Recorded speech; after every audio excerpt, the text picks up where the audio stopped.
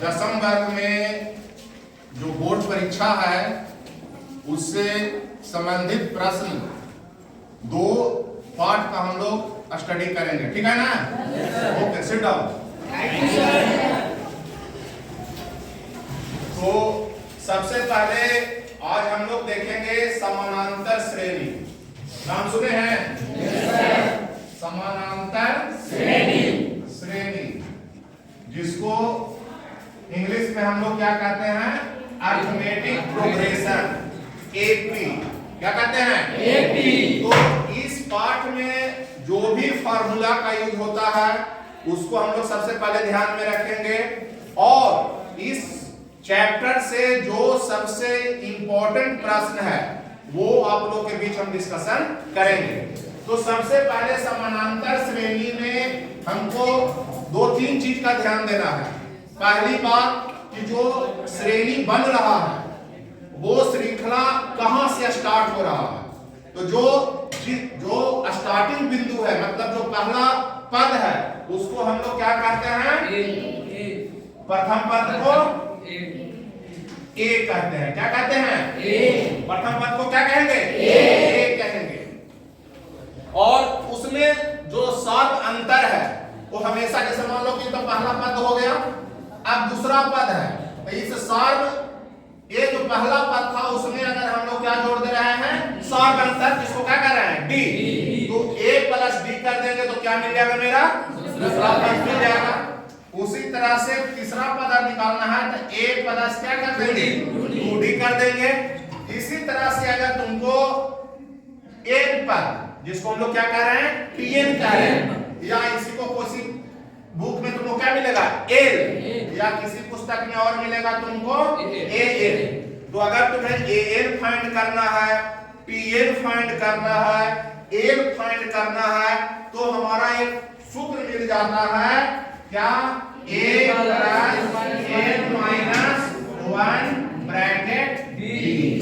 इसके द्वारा हम लोग किसी भी दिए गए समानांतर श्रेणी का अंतिम पद ज्ञात कर लेते हैं। कौन सा पद ज्ञात करते हैं? किसी भी दिए गए श्रृंखला का अंतिम पद अगर हमको ज्ञात करना है तो टीएन का फॉर्मूला क्या हो जाएगा? a plus n minus 1 into d। अगर हमको पहला पद मान लो दिया हुआ है 2 और d दिया हुआ है शॉर्ट अंतर 3, ठीक है? अब तुमसे कोई चाहता है कि दूसरा पद क्या होगा, तो क्या बताओगे? 2 प्लस 3, क्या हो जाएगा? 5। अगर तीसरा पद तुम्हें कोई बोले तो क्या बोलोगे? 2 प्लस कितना हो जाएगा? 6। 2 3 जा 6, कितना हो जाएगा? 8। तो इस तरह से हम लोग, अगर हमको शॉर्ट अंतर दिया हुआ है, पहला पद दिया हुआ है, तो क्रमशः द्वितीय पद, तृतीय पद, चतुर्थ पद, जौन सा भी पद हमको कहेगा आराम से हम इस फार्मूला के द्वारा क्या कर सकते हैं? निकाल सकते हैं। क्लियर है ना? तो एक प्रश्न लिखिए, तो जल्दी से प्रश्न नोट डाउन कीजिए। पहला, एक एपी का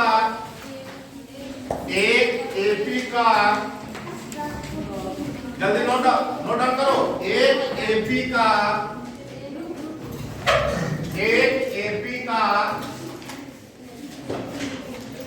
तीसरा पद,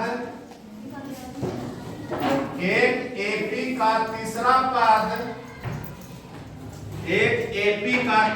पद 10, तीसरा पद 10 तथा सातवां पद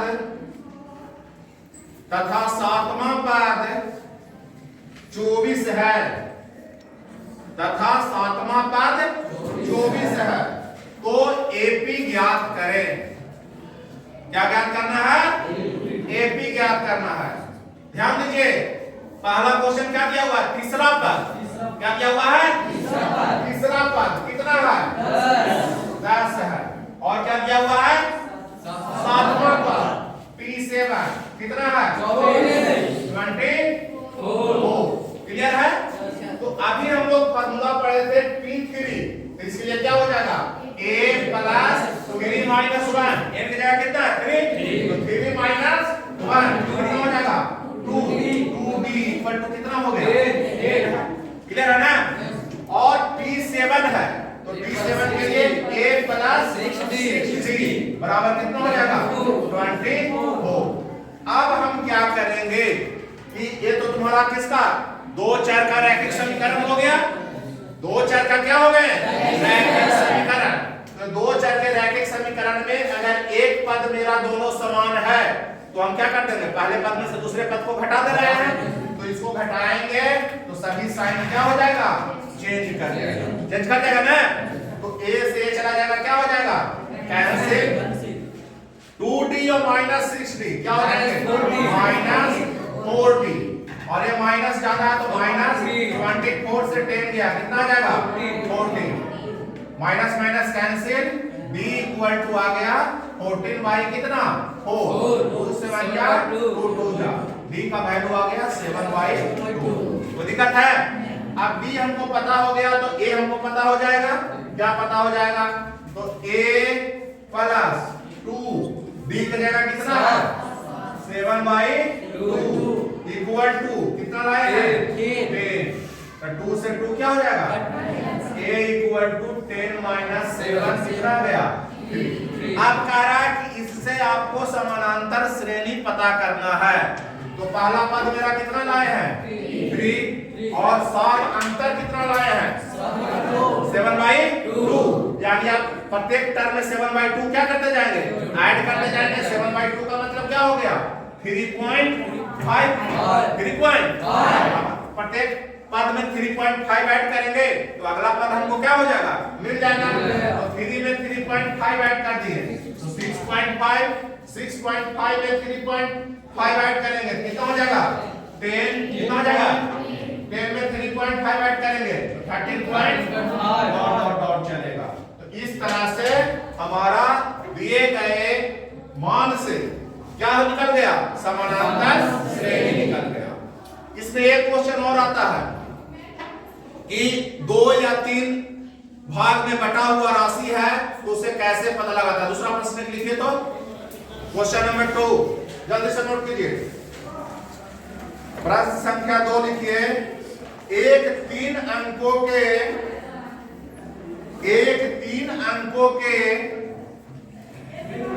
घन पूर्णांकों के अंक एक 3 अंकों के घन पूर्णांकों के अंक लिखे समानांतर श्रेणी में है और उनका योगफल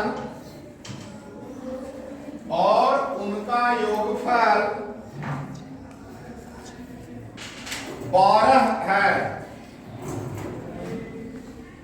और उनका योगफल कितना है 12 है। संख्या में से 594 घटाने पर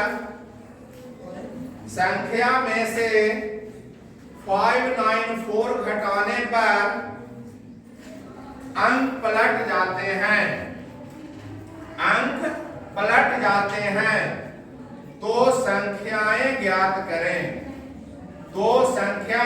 करें। सेम फार्मूला पर बनेगा इसको घर में आप बनाइएगा। अब दूसरे तरह का जो प्रश्न आता है ध्यान दीजिएगा। सपोज कीजिए 2 5 8 11 डॉट डॉट डॉट जो है वो एक समानांतर श्रेणी है। अब इस समानांतर श्रेणी में मान लिए कि n पद तुम्हें मिल गया और सभी का योग हमको निकालना है। सभी का क्या निकालना है योग निकालना है। तो योग निकालने के लिए फार्मूला क्या होता है ऐसे योग को क्या कहते हैं ऐसे। तो ऐसे का फार्मूला क्या हो जाएगा n/2 into 2a plus n-1 into d।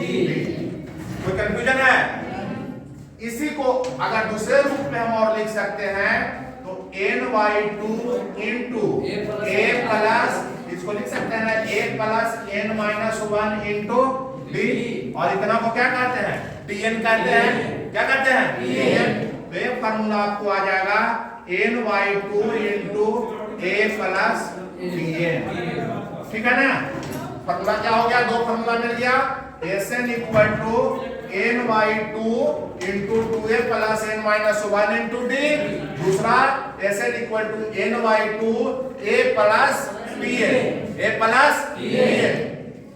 एक चीज और याद रखना, अगर हमको Sn पता है, Sn क्या है, गिवन है, और Sn-1 भी गिवन है, तो ये दोनों रिलेशन से Tn निकल जाएगा। तो एक फार्मूला होता है Tn equal to Sn minus Sn-1, क्या होता है, Sn माइनस Sn-1, ठीक है ना। तो अब इस फार्मूला पर हम लोग एक प्रश्न बनाने का प्रयास करते हैं, ठीक है ना। लिखिए तो, दिए गए समानांतर श्रेणी में, दिए गए समानांतर श्रेणी में, दिए गए समानांतर श्रेणी में 2, 5, 8, 11 डॉट डॉट डॉट 14 पद है, 14 पद का योग ज्ञात करें, योग ज्ञात करें, योग ज्ञात करें, क्या करें, योग ज्ञात करें। लिख लिए। अब देखो ध्यान दो, यहां पर n कितना हो गया, 14, क्योंकि 14 पद है, n बराबर हमको क्या मिल गया, 14। पहला पद क्या है, 2, पहला पद 2 है। दोनों का इस जो समानांतर श्रेणी दिया हुआ है, इसका सार्व अंतर कितना होगा, 3, सार्व अंतर 3। तो मेरा Sn का फॉर्मूला पढ़े हो ना, क्या पढ़े हो, n/2 into 2a plus n-1 into d। तो n/2 तो कितना था, 14 था ना, तो 14/2 2a, तो 2 जा 4 प्लस n 14-1 13, और d कितना था, 3। 2 से कितना हो जाएगा, 7 4 प्लस 39, 7 इंटू कितना हो जाएगा, 43, 301। ये आपका 14 पदों का जो दिए गए समानांतर श्रेणी है, उसका योग निकल गया। क्या निकल गया, योग निकल गया। तो हमको इस चैप्टर में 3 फार्मूला पर विशेष रूप से ध्यान देना है। पहला Tn equal to a plus n-1 into d, दूसरा Sn equal to n/2 into 2a plus n-1 into d, और एक relation Tn equal to Sn minus Sn-1, तो हमने ये लिखकर दिखाया, Tn equal to Sn minus Sn-1, और आपको Tn Sn का 2 फार्मूला लिख दिए, ये दोनों से आपका प्रश्न बन जाएंगे। तो आपका समानांतर श्रेणी से 2 क्वेश्चन, एक Tn से रिलेटेड रहेंगे, दूसरा Sn से रिलेटेड रहेंगे, और 2 प्रश्न बोर्ड में जरूर आएंगे। बन जाएगा दोनों प्रश्न, दोनों प्रश्न बन जाएंगे ना। 2 फार्मूला से निश्चित 2 प्रश्न आना है। आज जो हम लोग दूसरा चैप्टर का थोड़ा सा सारांश देखेंगे, समरी देखेंगे, वो है नियामक ज्यामिति। पढ़े हो ना, कोऑर्डिनेट ज्योमेट्री। सबसे पहले इसका सूत्र देखेंगे कि कौन कौन से सूत्र के द्वारा नियामक ज्यामिति का प्रश्न जो है क्या होते हैं, सोल्व होता है, कैसे हम उसका सोल्व करते हैं। तो पहले नियामक ज्यामिति के बारे में तो 9th क्लास में पढ़े थे। किसी भी दिए गए बिंदु को x y एक्सिस में हम लोग जो क्या करते हैं, निर्देशित करते हैं, और जो उसका स्थिति को बतलाता है वो उसका क्या होता है, निर्देशांक होता है। किसी भी बिंदु को x y के रेस्पेक्ट में जो निर्देशित किया जाता है उसे हम लोग क्या कहते हैं, निर्देशांक कहते हैं। क्या कहते हैं, निर्देशांक कहते हैं। क्या कहते हैं। अब हमको क्लास 10th में जो कोऑर्डिनेट ज्योमेट्री है, कोऑर्डिनेट ज्योमेट्री, एक कोऑर्डिनेट ज्योमेट्री के लिए मुख्य रूप से हमको 2 बिंदु के बीच दूरी ज्ञात करना है। क्या ज्ञात करना है? दूरी ज्ञात करना है। मान लीजिए कि एक बिंदु क्या है? ए है और दूसरा बिंदु क्या है? बी है और ये दोनों ए और बी का जो क्रमशः निर्देशांक है वो दिया हुआ है 2 और 3। इसका मान लो कि दिया हुआ है 3 और 4। ठीक है।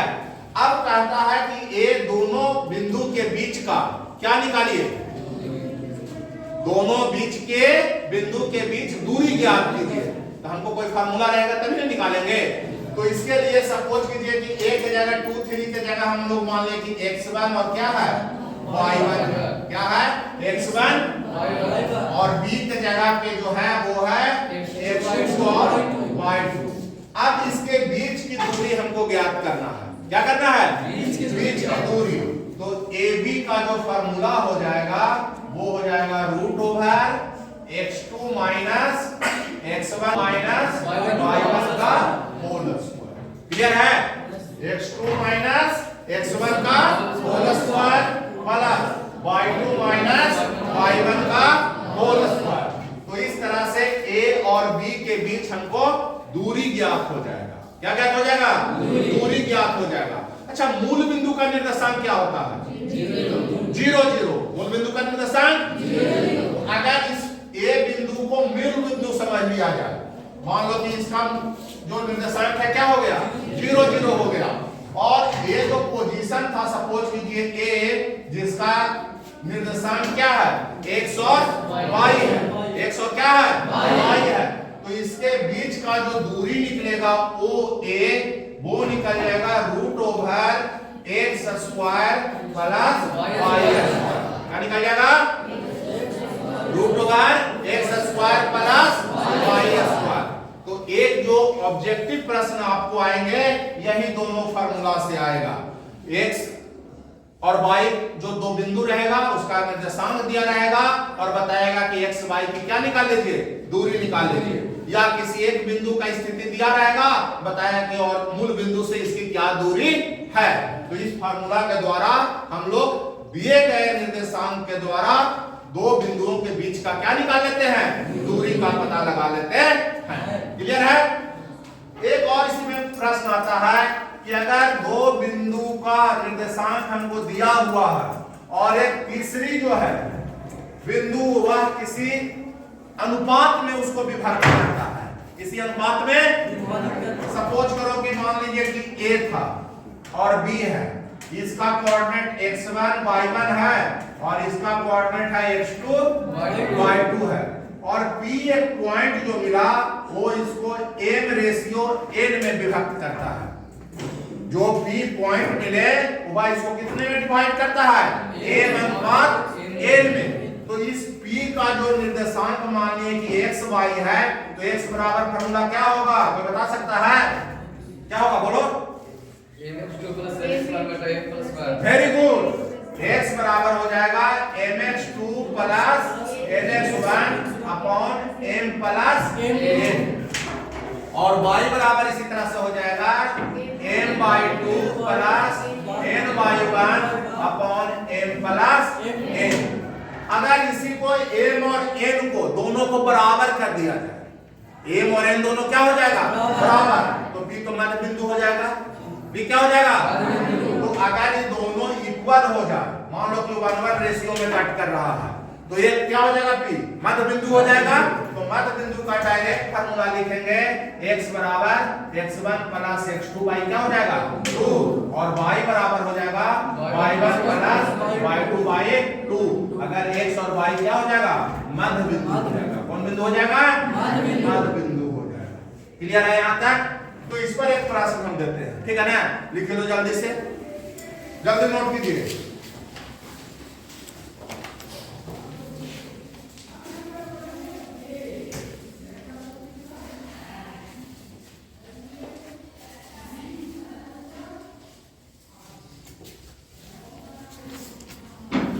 लिखे तो बिंदु P1 2, ध्यान दीजिएगा।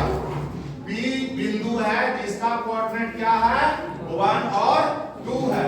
तो लिखे तो P बिंदु कोऑर्डिनेट में लिख दीजिएगा 1 2 1 2 बिंदुओं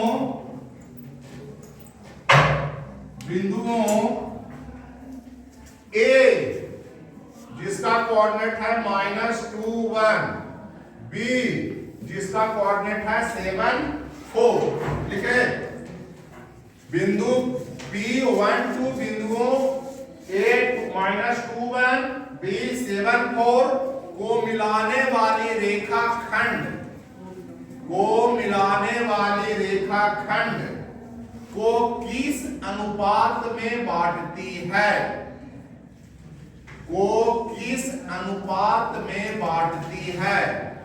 बहुत प्रश्न आता है, जब अनुपात वाला एक क्वेश्चन आएगा, ठीक है ना, किस अनुपात में बांटती है, लिखे, लिख लिए।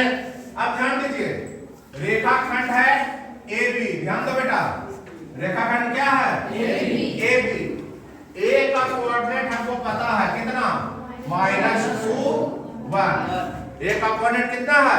-2 1। B का कोऑर्डिनेट कितना है? 7 4। कितना है? 7 4। और P जो रेशियो है, P देख रहे हो ना, ये इसका कोऑर्डिनेट दिया हुआ है 1 2। अब पूछ रहा है कि किस अनुपात में बांटता है। हमने मान लिया कि के अनुपात 1 में क्या करता है? विभक्त करता है। के अनुपात 1 में विभक्त करता है। हमको अनुपात तो पता है नहीं, वही तो हमको निकालना है। तो अगर हमको अनुपात निकालना है तो हम सपोज कर लेते हैं कि जो विभक्त कर रहा है वह के अनुपात 1 में विभक्त कर रहा है। कितना विभक्त कर रहा है? के अनुपात 1 में विभक्त कर रहा है।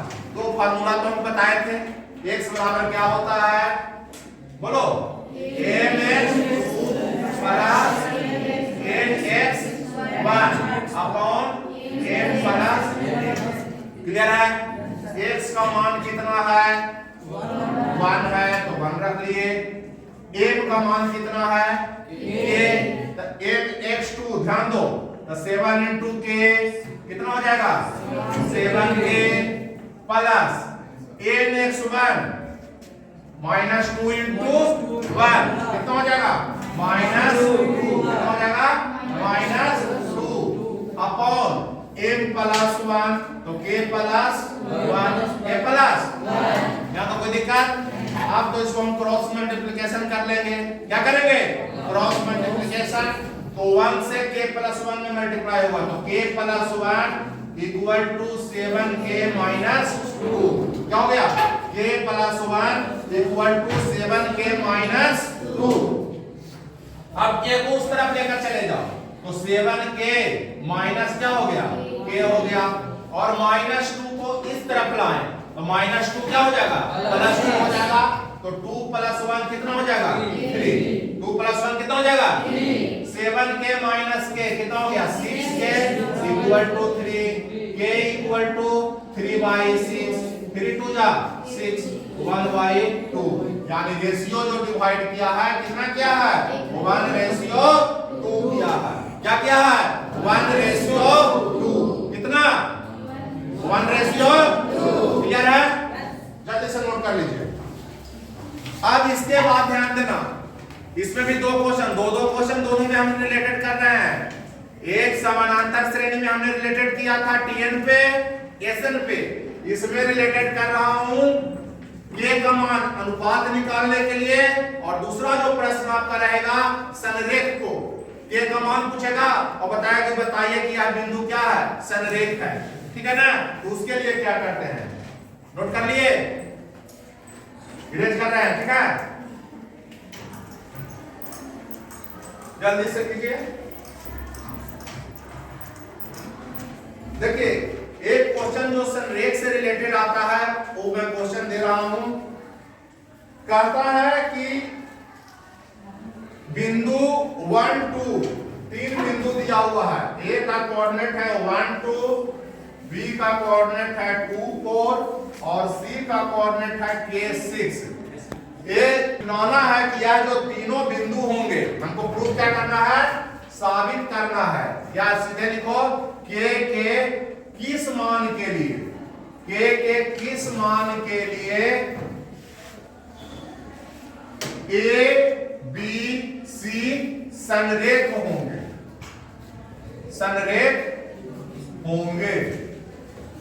इसको ध्यान दीजिए, एक प्रश्न निश्चित आएंगे आपको बोर्ड में, 3 बिंदु दिया रहेगा, तीनों का तुमको निर्देशांक दिया रहेंगे और बताएगा कि बताइए कि यह जो बिंदु है संरेख है, या अगर कोई एक चार मान दे देगा तो उस चार मान का क्या बताएगा कि बिंदुएं जो है वो संरेख हैं, तो यह चार का जो है कितना मान होगा, इसको बतलाया है, ठीक है ना।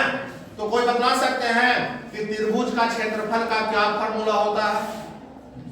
अगर सपोज कीजिए यह एक त्रिभुज है ए बी सी और इसका कोऑर्डिनेट है x1 y1, इसका कोऑर्डिनेट है x2 y2 और इसका कोऑर्डिनेट है x3 y3, तो इसका एरिया क्या होगा? कोई बता सकते हैं? बोलिए। 1/2 very good. into modulus x1 into y2 minus y3 plus x2 into y3 minus y1 plus x3 y1 minus y2। Very good, इसको नोट। इसका मतलब इसको बता सकते हैं संरेख का क्या मीनिंग हुआ? एरिया बराबर 0 हो जाए। हाँ, 0 तो हो सकता है, लेकिन उसको कहेंगे किसको? हाँ, ध्यान रखिएगा, 3 बिंदुएं हैं और यह तीनों बिंदु अगर एक सरल रेखा पर निरूपित हो जाती है तो वह जो 3 बिंदुएं होंगे वो क्या हो जाएंगे? संरेख हो जाएंगे। तीनों क्या हो जाएंगे? संरेख हो जाएंगे। तो इसको 2 तरह से बनाया जाता है। एक आप त्रिभुज के जो गुण होते हैं उसमें पढ़े होंगे कि 2 भुजाओं का योग तीसरी से क्या होती है? बड़ी होती है। लेकिन अगर इससे एबी निकाल ले, बीसी निकाल ले और एसी निकाल ले और देखें कि 2 भुजा का सम जो है वह तीसरी के बराबर आ जाए या तीसरी से छोटी आ जाए, तो हम कह सकते हैं कि यह त्रिभुज नहीं बना सकता। और जब त्रिभुज नहीं बना सकता है तो वह जो तीनों पॉइंट होगा वो हर हाल में एक सरल रेखा पर होगा और जो बिंदुएं होगी वो क्या होगी? संरेख होगी। बिंदुएं क्या होंगी? संरेख होगी। तो यहाँ पर हमको देख रहे हो कि सी का जो निर्देशांक दिया है, यहाँ पर सी का निर्देशांक क्या दिया है? k + 6। तो यहाँ पर k का मान हमको निकालना है कि k के किस मान के लिए यह जो तीनों बिंदुएं होंगी ए बी सी वह क्या हो जाएगी? संरेख हो जाएंगे। तो हम लोग को जब संरेख दिया हुआ k के किस मान के लिए ए बी सी संरेख होंगे, मतलब इसका जो क्षेत्रफल होगा वह क्या होगा? 0 होगा। त्रिभुज एबीसी का क्षेत्रफल क्या होगा? 0 होगा। तो 0 इक्वल टू क्या हो जाएगा? 1/2। x1 कितना है यहाँ पे? 1 और 2 है। कितना है? 1 और 2। b कितना है? 2 और 4 है। और c कितना है? k और 6 है। क्लियर है ना? अब आइए, अब x1 की जगह क्या है? 1, y2 की जगह कितना है? 4 ना। y2 की जगह कितना है? 4 माइनस कितना? 6 प्लस x2 कितना है? 2 ना। 2/3 6 माइनस 2 बोलते जाओ प्लस x3 कितना है? k और y1 कितना था? 2 माइनस 4 मॉडुलस करना। क्लियर है? अब 2 इधर आएगा तो क्या हो जाएगा? 0। 4 में से 6 गया, कितना बचा? -2 प्लस 6 - 2 4 और 2 जा 8 प्लस 2 और -4 -2 और इनटू k कितना हो गया? -2k। ठीक है ना? आप देखिए तो 8 में से 2 गया, कितना बचा? 6 - 2k इक्वल टू क्या है? 0। तो 2k equal to 6, k equal to क्या हो गया? 3। यानी 3 मान के लिए अगर k का मान 3 हो जाएगा तो a b c जो तीनों बिंदु थे वो आपस में क्या हो जाएंगे? संरेख हो जाएंगे। आपस में क्या हो जाएंगे? संरेख हो जाएंगे। हमको आज 2 चैप्टर्स में समानांतर श्रेणी और निर्देशांक ज्यामिति में 2 प्रश्न को हम लोगों ने हल किया, सूत्र देखा।